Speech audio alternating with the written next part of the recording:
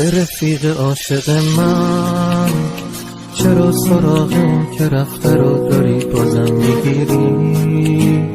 اون بر نمیگرده پیشت بس دیگه بهونه گیری. اگه به فکر اون باشی یه روزی از قصه میمیری. ببین چه حال و روزی داری، تموم زندگیت شده 3-4 ساعت یادگاری. منتظر یه فرصتی شروع کنی به گریه زاری. این دست تقدیر عزیز من، تو تقصیری نداری. رفیق عاشق من، چرا سراغ اون که رفته رو داری بازم میگیری؟ اون بر نمیگرده پیشت بس دیگه بهونه گیری. اگه به فکر اون باشی یه روزی از قصه میمیری.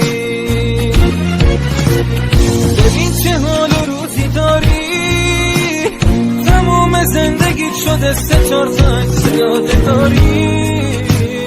منتظر یه فرصتی شروع کنی به گریه زاری. این دست تقدیر عزیز من، تو تقصیری نداری.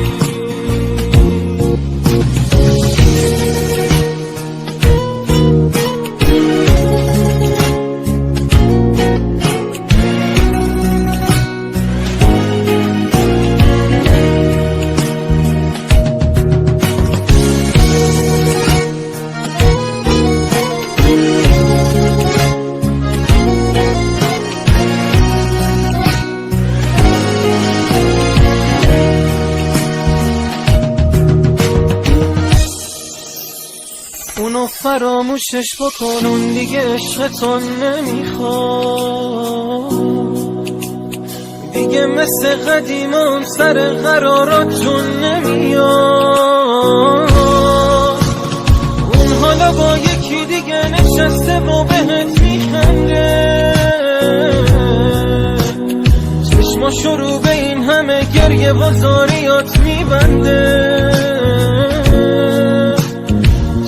شروع به این همه گریه و زاریات میبنده. رفیق عاشق من، چرا سراغ اون که رفته رو داری بازم میگیری؟ اون بر نمیگرده پیشت بس دیگه بهونه گیری. اگه به فکر اون باشی یه روزی از قصه میمیری.